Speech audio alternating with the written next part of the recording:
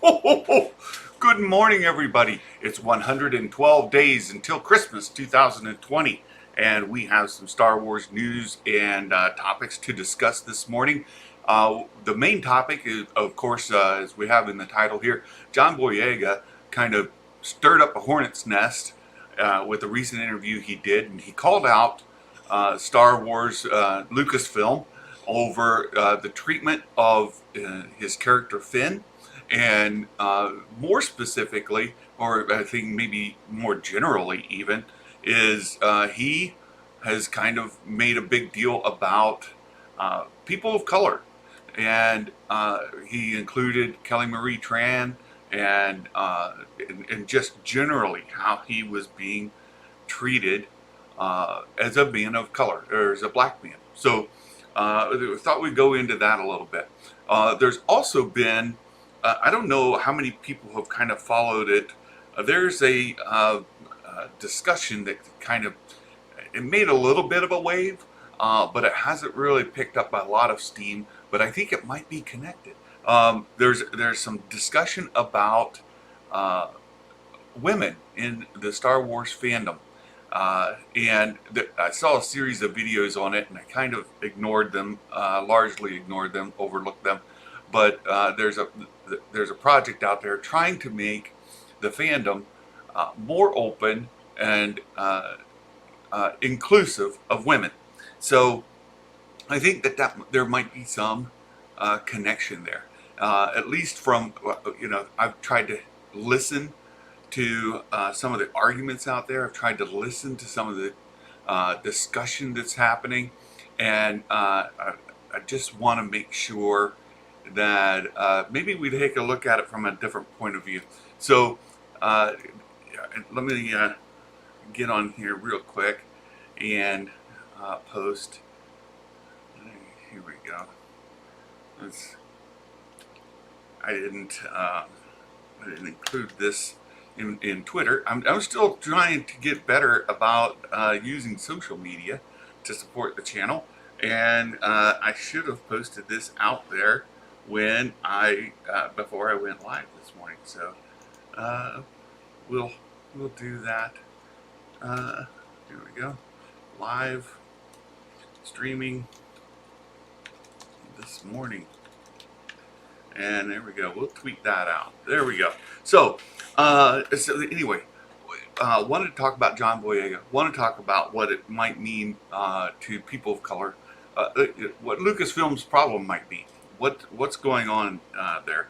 And yesterday, I know the big announcement, right? That The Mandalorian Season 2 will be streaming on Disney Plus starting October 30th. 2020, and that's a big day for Santa, Santa and Mrs. Claus. That's our wedding anniversary. Oh, we were married in October 30th, 1986. So this will be our 34th wedding anniversary, and that's coming right up. So that's a big anniversary gift for Santa and Mrs. Claus. So looking forward to catching that on our anniversary. And then there's also a little bit of discussion, and I know it hasn't kind of picked up a lot of traction, but Jeff Goldblum has said he would love to be in Star Wars.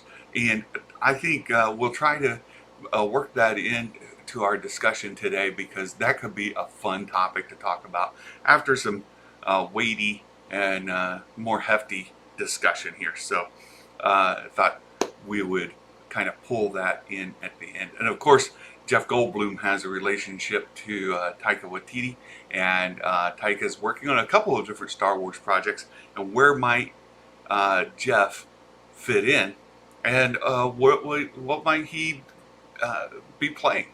So that I think that can be a lot of fun. It could be a fun discussion to have, and hopefully we'll get some folks involved in that discussion. So I wanted to start with John Boyega, and John talked about how his experience with Star Wars wasn't what his expectations set up to be, And then we saw yesterday, of course, the typical uh, band of characters, those involved in the fandom menace, as well as folks who have just generally been upset with the franchise, came out with a series of videos celebrating John's statements. And some of them were talking about what fantastic news this is, and what wonderful news that John Boyega has come out and said these things. And I don't know that I see it that way. I don't know that I see it as wonderful news. I get where they're coming from. So basically, it goes like this. They're unhappy with Star Wars. They've been squawking about it for several years now, and they have been making a big uh, mess. Or that's how I want. They've been making a big deal of just how bad Star Wars has been, and they want to say Star Wars is dead, and they've started calling it Disney Star Wars to kind of when you hear somebody say Disney Star Wars, um, you should make some affiliation in your head to the fandom menace, because that's where that's coming from, and they're trying to put a bent on it that says all Disney Star Wars is bad, or at least a majority of it, and they'll concede over things like the Mandalorian or some other things, but in large part, when they say Disney Star Wars, they mean bad Star Wars. And when they talk about other Star Wars, say Dave Filoni Star Wars or Disney Plus Star Wars, the things that we're getting through the streaming service, they'll couch that in different terminology. And so what they're really trying to do is carve out this distinction that says Disney Star Wars bad. And so when John Boyega come out and he said what he did in that interview, they latch onto that and they say, see, one of the Star Wars fans themselves, or the characters, one of the actors that played a major character in this sequel trilogy is upset. And that validates everything that we believe. And that is fantastic news, because they feel like, okay, this isn't just a bunch of fringe people who are saying that there are issues in Star Wars. We've got now some mainstream, somebody of color, somebody who isn't a stereotypical middle-aged white male complaining about Star Wars. We've got a young African American, or he's not African American, a black, right? He's not American. I think he's Great British, right? I think he's from Great Britain. But anyway, so we've got John Boyega saying this. So anyway, I want to address something, and I've been thinking about this for some time, because there's something I don't quite understand now, and let me preface it by saying that people say, well, Santa, you're a boomer, that's why you don't get it, and I may concede a little bit. I'm not literally a boomer, but that's the terminology. I understand it. I don't fully understand why people want representation that looks like them. It doesn't make full sense to me. And when they start to talk about uh, who has authority to speak for any type of person, they want to narrow it down to the type of person who they're speaking for. So if you want to talk about women's rights, then women are those who seem to have the authority, but only certain women, those who are saying things that match with the terminology or the issues that they have. Other women are put down for their thoughts because they don't align to what the narrative is. We'll see this with people of color as well. And I started thinking about it with Chadwick Boseman when he passed, and it's tragic. But we saw, good morning, Lord Vito. Oh, thanks for stopping in. Thanks for saying good morning. Good to see you here. So when Chadwick Boseman passed, first of all, when Black Panther came out, It received all kinds of attention for what it is doing, or what it did for the African American community, for people of color to see uh, a cast of a superhero movie that largely looked like them. And I was like, okay, that's fine. But at the same time, it was an okay movie. I thought Black Panther was a good movie, but it was being elevated to this status of really, really like premier because of what it meant. And when Chadwick Boseman passed, it was very tragic. But again, this expression of what he meant to the community, what he meant to so many people of color, and it again got me thinking about this topic. Um, there are a lot of people of color who feel that way. And whether I understand or not isn't really important. It doesn't matter what I understand. It doesn't matter what I get. That's what they experience, and that's why I bring this up with John Boyega. John Boyega has been on the front lines of some of the protest movement about police violence against people of color. He's not an American citizen, but yet he does have many of these kind of thoughts, and he's been out there marching and talking and putting a voice to it and a face to it. He is a young black man who is concerned about these kind of issues. Orion, I see your comment. I'll read it here in just a second. So he is very engaged in this discourse about what it means as a people group.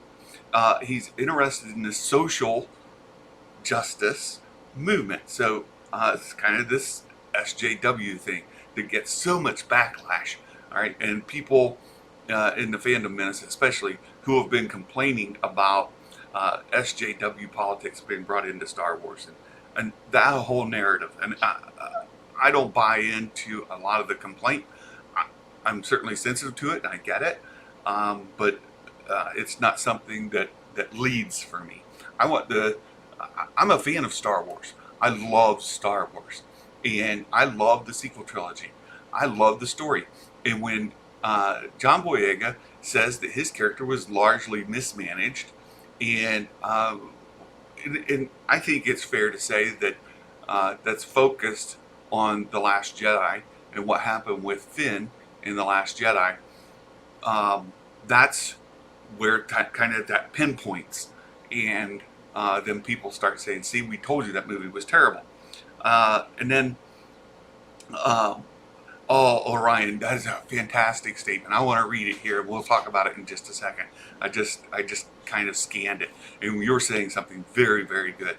I know I want to bring that up. So John is saying he had different expectations for his character. His character was sidelined, and people then talk about what a trash character Finn was, and blah blah blah blah. Right? There's a whole discussion. For myself, I enjoyed Finn's arc. Now, what's my experience compared to somebody else's experience, right? The things that I think apply to me, and those are valid for the reasons that I have. But I'm also aware, and I've spent a lot of time listening to people who disagree with me to understand why. Why are they so upset? And if you have different expectations, whenever your expectations aren't met, there's a couple of ways. Our pastor did a thing on this in church. I'm going to quote from him a little bit here, not from a biblical standpoint, but he made some good points. When your expectations aren't met, one of two things generally happens. One is your expectations were far exceeded, right? So you expected to get your normal paycheck, and you open your paycheck, it's 3 times the amount that you thought it was going to be. Oh, wow! Your expectations were far exceeded. There's this feeling of joy and exuberance, right? Happiness that happens when your expectations are exceeded, especially when they're far exceeded, right? So the more they're exceeded, the more kind of happiness that brings somebody, or exuberance, right?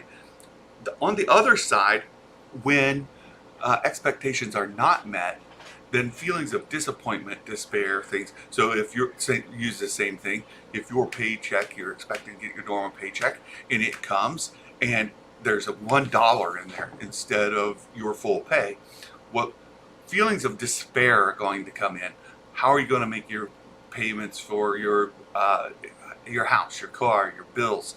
How are you going to be able to live, buy food, survive, because you don't have your pay that you were expecting? And then that can lead to anger as well, because you feel somebody robbed you, somebody took your money that belonged to you, um, and perhaps rightfully so. And so feelings of anger might come up.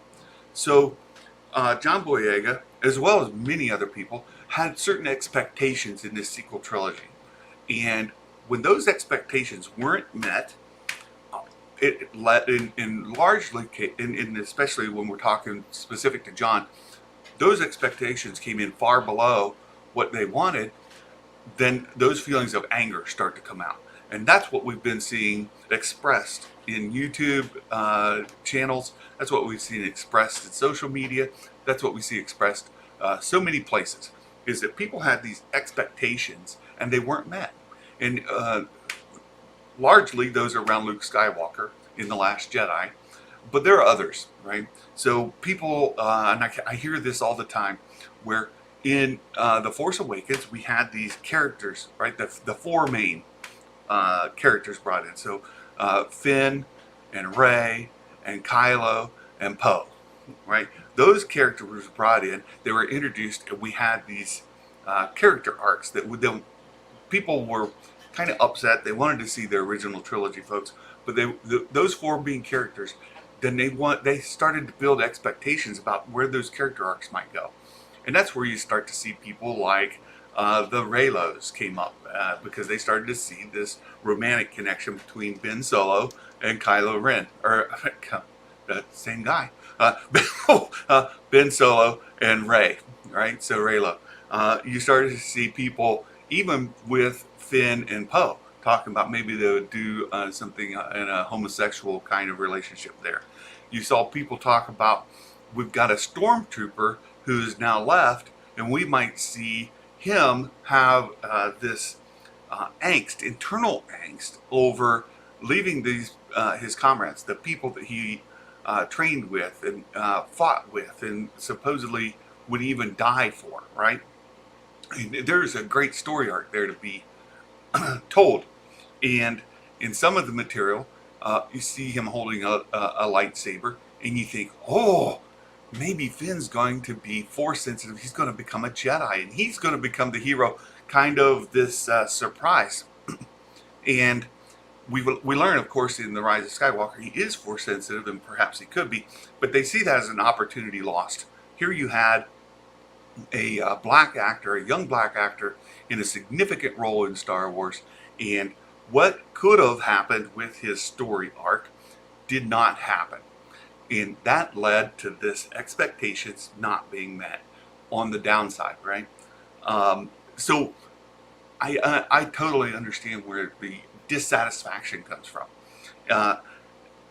And I was listening to the Great Council yesterday, and Yellow kind of said some things on there that got my attention, but because they don't align to my own feelings. And so I try to listen, try to understand, and I don't fully get it. But these actors have importance for communities of people. And when those expectations aren't met, whole communities of people become disappointed.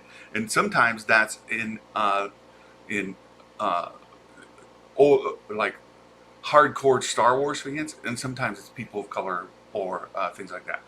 I want to go ahead and address Orion's point here, because it's a very good one, and I think it ties in where we are. Orion, he said, what I'm really afraid of is discourse ending up just being a Star Wars discussion. The unfortunate treatment of artists and people of color is something greater than any single franchise.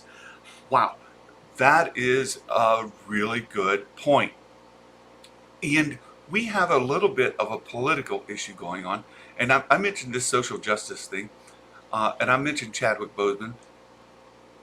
I am becoming aware, right? And I hear I'm a middle aged white guy, uh, and I've I have my own history, right? I am not a person of privilege. I didn't come from money. We and I've shared. We had our power shut off in the middle of winter. We were living by candle heat, uh, and we had blankets tied up. We were in a mobile home out in the country in the middle of what used to be a field. All right, so we put a mobile home in a field, and we had no barriers, no protection, and just snow blowing up against that tin can that we lived in, and we were heating it by candlelight. We had no electricity, we had no heat. Uh, we were very, very poor. At one point, prior to that, our house had burned down. We were homeless. We lived in the back of a truck with a cap on it for some period of time while we tried to find some place to live. Uh, we moved to the south. We lived in. We moved to Oklahoma, very close to a Native American reservation, and I was seen as a northern outsider brought in, and some kids took me into the woods and beat me up and left me there bloodied, and there were four boys who took me out in the woods, beat me up, and left me laying in the middle of the woods to find my way home. So. Um, Things haven't been rosy for this white boy growing up in America, and understand that people have different experiences in their lives, and this notion of white privilege or white male privilege, I understand, but I also push back against that some because um, no one's experience is the same as somebody else's, and to say that my own opinions don't mean anything because I'm not a person of color. I didn't grow up. That means that I don't have a voice. I don't know that I buy into that. Whiskey Steve, good morning. Thanks for joining. Oh, thanks. Welcome to the stream. So when we talk about this discussion about artists and people of color and the issues they're going through, I'm aware of it. I have a good friend of mine. I call him a good friend. We served in the Army together, and his name is Keith Belcher. Keith lives in the Detroit, Michigan area, and Keith is one of the best people that I know in the world. A man who is really working hard to serve his community. And Keith is an African American man, and I remember in the Army, kind of butting heads with him a couple of times because we didn't see eye to eye on things. And I was a white kid from a white neighborhood, from a white community, and I didn't have a lot of experience with people of color. But here we were in the service together, and I learned a lot from Keith. I still learn a lot from Keith, and I see that he's living a very different life than I live. So I understand that people of color have different issues that they face every day than I do. That doesn't mean that I don't face issues because I'm a white man, but it's that I don't have the same issues. And when you see somebody like John Boyega speaking out this way, he is trying to highlight a specific thing. And John has very, very strong feelings in this regard as far as the African, the black people all over the world. Right? He grew up in England and Great Britain. His family comes from Northern Africa, and he has connections back there. He talks about those kind of things. He has different experiences, and his actions are not specific to Star Wars, and that's why, Orion, I think your comment here is fantastic because they're certainly not for John Boyega. And on the article, that interview that he did was not something where he was just taking both barrels to Lucasfilm. He's saying there's a bigger problem in our culture as a whole, certainly maybe within Lucasfilm, but in our culture as a whole. And that's why I wanted to bring up this other issue. So it's like, and I'm sorry I kind of jumped between, but I think there's some connection here when we talk about culture as a whole. And again, don't get me wrong. I'm not a social justice warrior. I know who those are. My brother is one of them, and I go head to head with him frequently. I have different beliefs, but at the same time, I want to understand. I want to see where these people are coming from. Instead of just dividing and pointing fingers and yelling at one another, there needs to be some discourse. There needs to be some dialogue. There needs to be some attempt on both sides of these things to understand, truly understand what's going on, whether you agree with it or not. And so we have this one aspect about black people in our society who feel like they don't have the same access, they don't have the same protections, or they don't have the same sort of rights that other people do. And then I want to bring up, there's this movement, and I tried to look it up just as I was coming in this morning. I think it's called Project Stardust. I could be wrong on that. If somebody correct me. Where women are saying they don't have access to be Star Wars fans, and that they feel like they're being gatekept, right? So there's some gatekeeping going on. And I saw this come up, and I kind of pushed back against that too, because there are gatekeepers in Star Wars fandom, and not just Star Wars fandom. And so Orion, you're right here too. Not just within Star Wars fandom, but there's gatekeeping going on out there, and it happens to me all the time. I mentioned the other day how it happened to me last week, but gatekeeping happens within Star Wars. And if you're a woman coming into Star Wars as a fan, and your experience is that you're being gatekept, I can see where you might make that connection that says, I'm experiencing gatekeeping because I'm a woman. I don't think that's true, because I've experienced gatekeeping myself, and I've been a Star Wars fan my whole life. There are gatekeepers in Star Wars who are saying, well, you're not a real fan if you don't, and then, whatever the conditions are. So, are women being held out because they're women? I don't think so. There are women who have been fans of Star Wars forever, and there are women who have been part of the community forever. There are, is there room for improvement within the Star Wars fandom when it talks about this gatekeeping? Absolutely. Absolutely. There's too much of it. And I was approached by a young man who was like 19, 20 years old. And Anthony, oh, good morning. Hey, no worries, my friend. You missed some of the streams. Friday. Oh, Friday was your birthday last week. Well, happy birthday. I didn't have a stream on Friday because I was going through some turmoil myself. So you didn't miss anything, my friend. Thanks for being here. No, there's gatekeeping going on.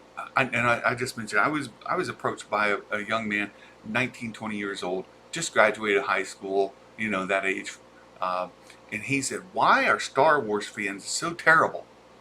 And I said, what? Because he knew I'm a Star Wars fan. He goes, every time I try to get on and just talk about what I love about Star Wars, people come and attack me. And I don't want to be part of that. So I don't even know if I'm a Star Wars fan, because I don't want to be part of that. And so this was a 19, 20-year-old white boy, young man who just graduated school and was finding he was being gatekept as well. And so gatekeeping within Star Wars fandom is not specific to a race, gender, anything like that. But I can understand that a woman coming in might make that connection.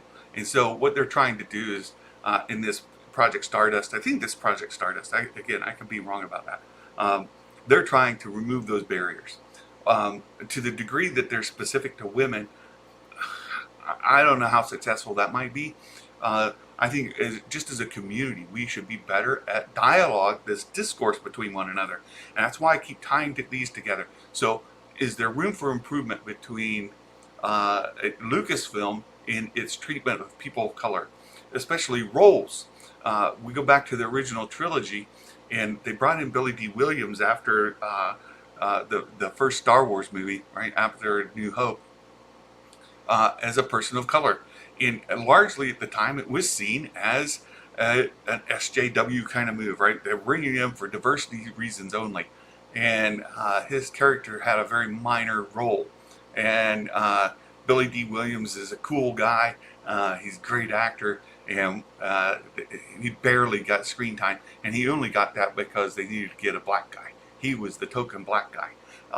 So there was a lot of criticism back in the day, back in the early '80s, where they were bringing this up, and then of course with the prequel trilogy, boy, Jar Jar Binks stirred up a great big hornet's nest, right? And everybody knows what happened with Ahmed Best, this young man of color who was super excited to be part of the Star Wars franchise, and he was playing a role that George Lucas was really invested in, and that he really felt disappointed. So again, those expectations of being a primary character in the story were dashed, right? And it just tore him apart. And here we have now John Boyega, who had this fantastic character arc that he had kind of built up, and he's kind of being built up to believe, and then it was not met. And that's where it comes from. Anthony, why do you think the gatekeeping conversation is more prevalent with Star Wars, Star Trek fans, but not with Marvel fans? Oh, Anthony, that's a good question too. I think maybe because comic books come from a very diverse kind of thing. I know today they're trying to bring in and say, well, comic books are failing because they're on this social justice thing. But you have to remember that, or at least, my experiences as a comic book collector as a kid, I was in a very, very small group of friends. Right? I didn't have any friends. Let's be honest. I had no friends.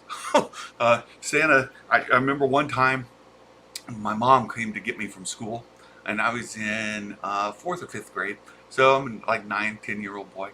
And my mom come to get me from school, and all the kids are out there playing, and I'm sitting over by myself, right? All the other kids were out there playing, doing whatever. I didn't have any friends to go play with, but that was me, all right? So comic books were a place of escape for me. It's someplace I turned to because some of the emotional things I was going through. So, and I think that happened a lot with people of my age, that it wasn't cool to be part of that. And so if you were a girl or you were a person of color, you had a place to go. And these comic books were always kind of pushing the edge of that stuff anyway. And then it came to movies later. You got to remember, Marvel didn't really pick up in the movies until very recently, right? The 21st century, basically. So I don't think that it's as deep there. I don't think the fandom is as deep. It's certainly large. The Marvel fandom is large. They have drawn in people worldwide with these great characters, great stories, and really have done a great job of that. In Star Wars, Star Trek, you're right about those. Middle Earth, that kind of stuff. So if you get into Tolkien or any of the other kind of genres that are deep into kind of the nerddom, it's a place where the fans have kind of built these barriers, these walls. And Anthony, you're right. It is a place where escape, because elementary, middle school, you're getting bullied. I'm really sorry for that, Anthony, and I have many of the same experiences. One time in high school, and I'll try not to get too emotional about it, but one time in high school, a bunch of kids took me. We were staying on it was a summer kind of camp kind of thing, and they threw me in a bathtub, and then stripped off all of my clothes, threw me in the bathtub naked, and then put like Tide and all kinds of dishwashing soap and Clorox, anything they could find, and just dumped it on top of me in there. And they were laughing, having a great time. They thought it was quite a sport. No, not so much for me. Right? Not so much for me. But so anyhow, these fandoms get very, very toxic. and they kind of protect themselves, and many of them are based on kind of misogynistic or sexist type stereotypes. That does exist. You can't deny that there is a portion of that, a portion. I'm not trying to characterize it as a majority by any means. Don't misread me. There's a portion of that fandom that's uh, holding on to a very narrow view of things, and anything apart from that, then they try to fight against it. And many of those arguments that those people are making are attracting crowds of people around it. So it is happening. It's strong with Harry Potter and Lord of the Rings. Yeah, interesting things going on with Harry Potter and with uh, uh, the author, right? So she's gone through a lot of turmoil recently because she won't bow or bend the knee, as people say, to these extremist social justice causes. And we see the same thing with within Star Wars and Gina Carano. So some of those people are being uh, uh, very vocal and trying to bend, really strong arm people into saying things to stand up for their cause. Uh, oh, Ryan, I barely saw your message and I thought it was good, and then you retracted it. Hopefully, you're just making an edit. You'll put it back up there. I hope you do. I want to dig into that a little bit because I think you made another good point. So I just for me, this whole thing with John Boyega and the fans that are just absolutely ecstatic about what he had to say because it's bringing light these stories that they hate so much. I don't know that we should be ecstatic, right? I don't think we should be that happy, like, oh, this is great news. Um, at the same time, I don't think we should be defending the stories so much to say, well, they were great stories. They don't, you know, Finn, look, as I mentioned, Finn's story arc for me, I thought was great, and I enjoyed it a lot. I saw a lot of through line with his arc, and I thought the Last Jedi did a good job of it. And what I saw in Finn's story arc is a guy who was just trying to escape, and the guy who was running right in the Force Awakens, and even in the Last Jedi, it started off with him just wanting to get Rey and run off to try to escape. To that whole scene there about that everybody hates was him seeing things from another perspective, and it was great because you know, don't join, right? The whole thing around the military sales, both sides, and there was a development in Finn where all of a sudden he saw himself in a different light, and he saw himself as a member of a different things and fighting for a different cause. And now he went from being disengaged to engaged, and he kind of kept going forward with that arc. And then in the Rise of Skywalker, now he's a general, he's a hero, and he's leading people. And he's so for me, I liked Finn's story arc, but I can see where maybe people didn't their expectations weren't met. Anthony. So funny part about the hardcore fans for some of these movie genres like Star Wars, Harry Potter, when they say that I hate when politics gets involved, but they don't realize that some of the undertones, of your favorite movies are politically motivated. Exactly. I have this argument all the time with people about the original trilogy, and I think it has to do with how well the story is told and how much the politics are just out front. But I think we have another portion of it today that says that the politics are people are so sensitive to it that they're seeing it in a broader light. We go back to the original trilogy. George Lucas himself has said he modeled the Empire after Nixon's regime, right? So after President Nixon, who was largely embroiled in the Vietnam War, but and that's where really George Lucas was kind of aiming at. He saw that Nixon was acting empirically towards Vietnam, and that imposing our will on them.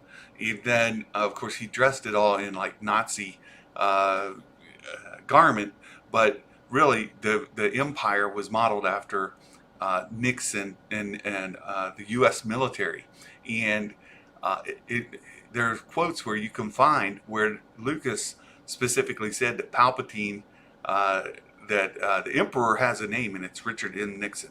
So that's a quote from George Lucas. Right? He was aiming at directly at Nixon in the original trilogy, and he goes on to say that the Ewoks were modeled after the Viet Cong. In If you look at the movies, like the Ewoks were a small race of creatures on a planet that overcame the Empire, right? This large military force that came in with overwhelming power, and they defeated it. And he was making that analogy between the Ewoks and the Viet Cong overcoming the U.S. military invasion. So that was a big deal. And who was fighting with the Ewoks? Not the U.S. military, right? Or who was fighting with the Viet Cong? Not the U.S. military. And so all those parallels were there. And then these fans who are now pushing back against the politics that are in the sequel trilogy, they really are kind of ignorant of the franchise as a whole, and that's true of Star Trek as well. Gene Roddenberry came from this utopian concept. Star Trek started from a utopian concept where money would no longer be needed, and people would work based off of their own proclivities, the things that they were good at. And it's a cashless, moneyless society where everybody is given what they need. Everybody gives what they. It's the whole, from those with means to those with needs. That was Gene Roddenberry, and that is built into Star Trek. That's built in. And today's progressives really latch onto Star Trek from that way. Orion, I haven't seen you post back that message. Please, I hope that you're just kind of rewording that and putting it back in, because from what I saw, there was a quote in there I'd like to explore. So I started reading Harry Potter book when I was younger, and as I got older, realized the later books were focusing on segregation and racial issues. Anthony, yeah, there is some of that in Harry Potter. There's also a very strong religious undertone in there that fits in really well. And there's a book series called Finding God in Harry Potter that is an absolutely fantastic book, and focuses on these themes. And the author of that book it does a really good job of explaining the whole Harry Potter arc, and how it follows the alchemy of turning lead into gold. And there's a whole process in that, and that the stories follow that progression. And it's really part of, in the first one was the alchemist it dealt more with that more directly in how it was originally written. But yeah, and there's some mirrors there as well through some wars and things like that. So that's there. So my point this morning was that there are people who are going through some very different experiences than maybe we are, and have very different things. And just because you don't agree with them, like I don't agree that the women are being gatekept from Star Wars differently than men, doesn't mean that they didn't experience it that way, right? So maybe they did experience it that way, and that's what they felt. But so we need to do better just to be able to hear and be able to talk and dialogue, bring people in, find out what is it that you love about Star Wars, and build upon that. And we can disagree on things. You can disagree about The Last Jedi, and we can have discourse about that. But when you start to gatekeep and say, well, that's a piece of trash movie, and only people who like trash are going to enjoy that movie, that is not welcoming. Oh, trust me, from somebody who enjoys that movie, and I've been told those kind of words, right? You're a trash fan because you like that trash movie.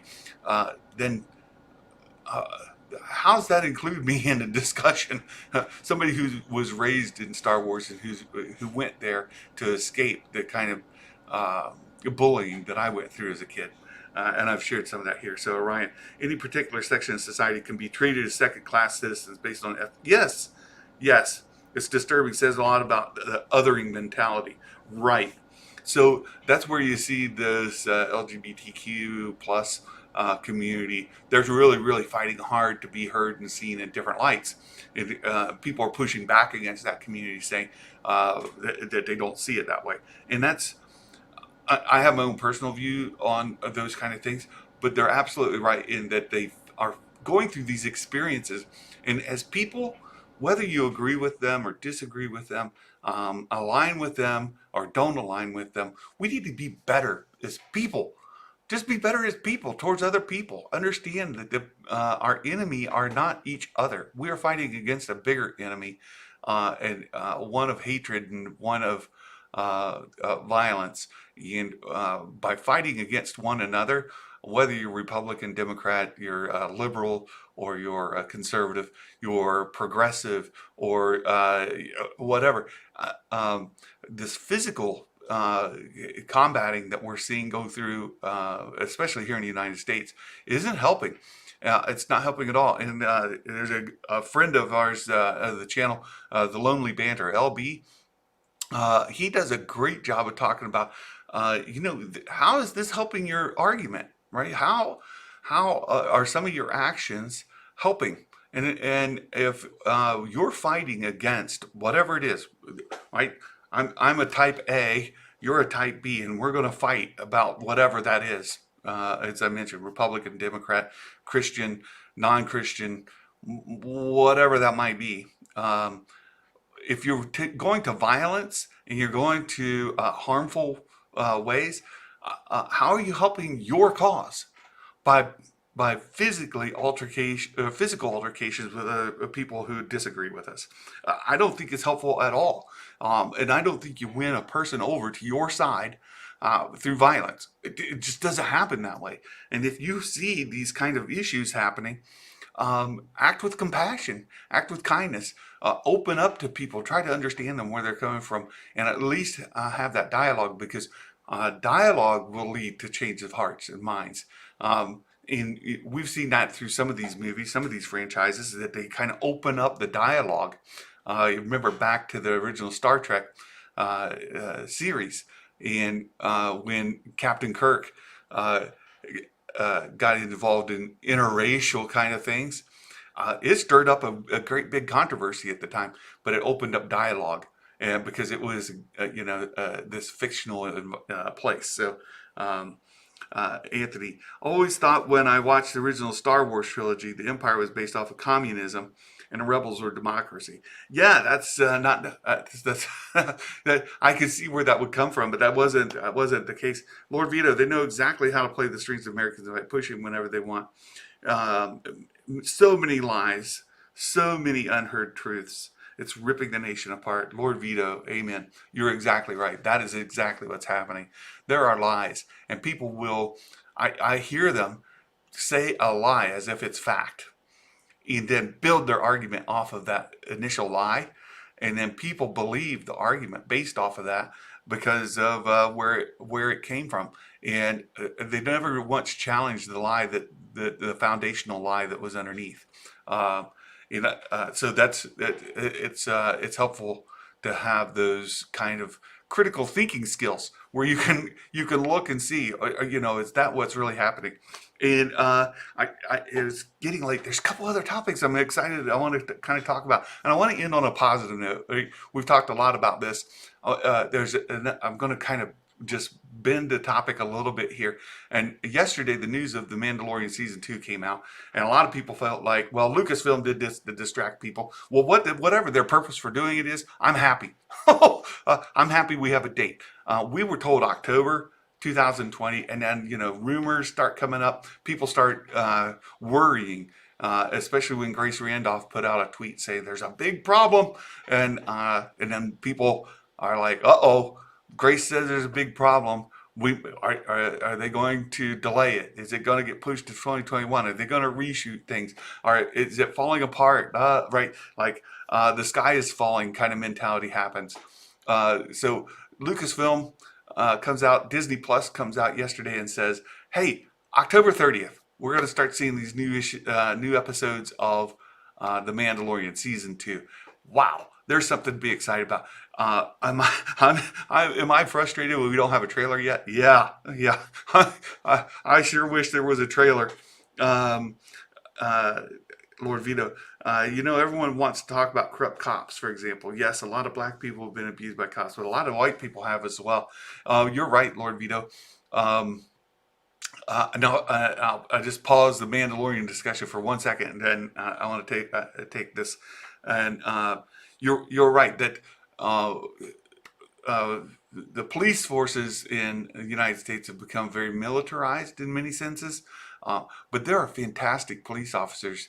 The vast majority of police officers are doing good work every single day, and and and some of these cases come up when their lives, this adrenaline gets going, and they have to make these very quick decisions, and that they feel are life and death, and they make poor decisions. And whether that's with black people or white people or Hispanic people is sort of immaterial, sort of.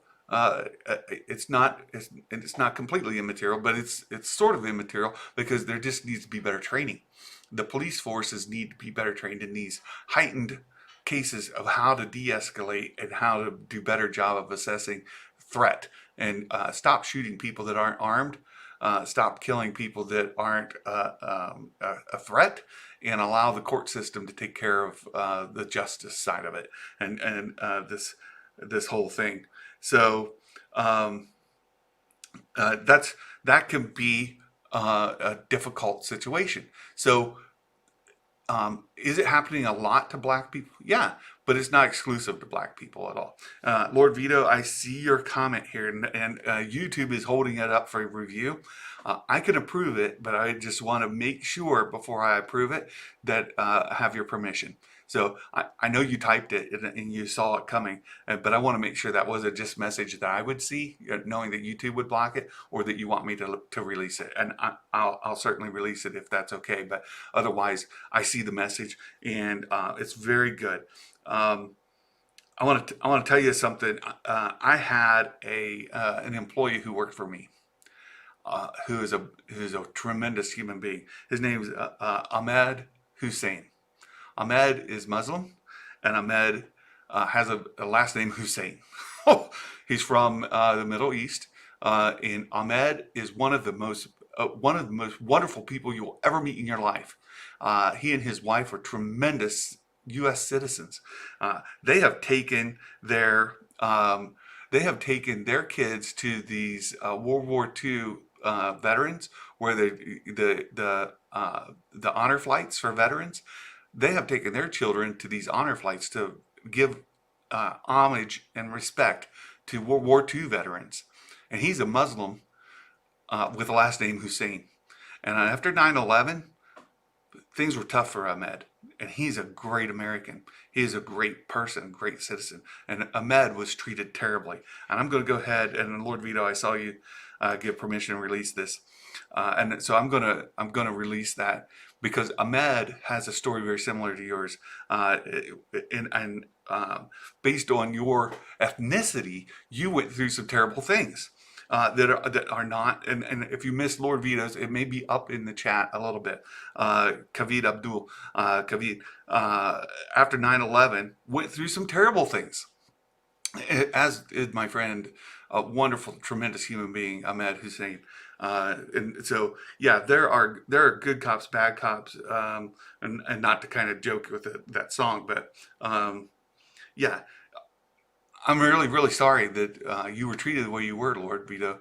That's not excusable, but people get caught up in this kind of hatred mentality, and they want to express it in violence, and it's not helpful. Um, uh, yeah, you had good cops come to protect you in high school, white and black people. Yeah, yeah, white and black people making fun of you, giving you a hard time. Sure. And there were there are other examples I could talk about. Um, yeah, it's a bad term. It's truth. A lot of high school friends saw the bullies came to stop it. A lot of friends from high school because they didn't judge me based on the looks and name. Right. Um, we need to be more open to hearing and understanding. That's really my point as a whole. Real quickly here, we're coming up on 9 o'clock a.m. Eastern. And so The Mandalorian Season 2, the trailer is rumored to be coming out maybe this weekend. It could be as soon as tomorrow night, Friday evening. I think the most credible rumor that I heard was Monday. It might be with Monday Night Football. Let's hope we get that trailer soon and we have something to look forward to, something to be excited about. We know that maybe that some of the controversy could be with Rosario Dawson and this civil suit that's going on with her and her family.